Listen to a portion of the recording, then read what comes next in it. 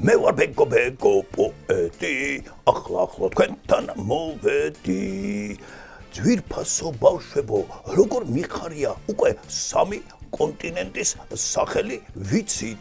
არ დავიზაროთ და ჩამოვთვალოთ ისინი. ევრაზია, აფრიკა და ბოლო ჩემი გამოცანის პასუხი რა იყო?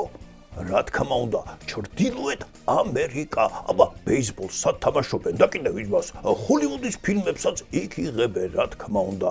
ახლა კი მეოთხე ლექსის და კონტინენტის გამოცნობის ჯერია.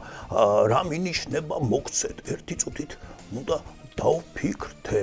ხო, რა თქმა უნდა, ამ კონტინენტზე მდებარეობს ქვეყნები ბრაზილია და არგენტინა. არა, სხვა ქვეყნებიც არის ძალიან ბევრი, მაგრამ მე მინდა აი ეს ორი რომ აღვნიშნო, რომლებმაც საფეხბურთო სამყაროს მსოფლიოში ყველაზე გამორჩეული და უნიკალური ფეხბურთელები აჩუქეს. ახლა კი მოусმინეთ ლექსს და გამოიცანით თუ რომელ კონტინენტზეა ის დაწერილი. აბა ყურადღებით. ამაზონის ჯუნგლები და სხვა მრავალი საოცრება. ესპანური ენის ცოდნა თითქმის ყველგან გამოდგება. ვაი, ცოტა დავიბენი. რაღა უნდა გითხრათ მეტი.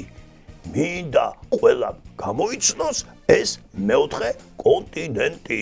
მე ვფიქრობ, რომ ამ გამოცანა ლექსის პასუხს ადვილად მოიფიქრებთ. მე კიდევ სასწრაფოდ უნდა წავიდე. იცით როგორ მეჩქარება? სად მეჩქარება? ბავშვებო, ამას კითხვა უნდა. მეხუთე კონტინენტზე მაქვს ლექსი დასაწერი. აბა გავიკეცი კარგად.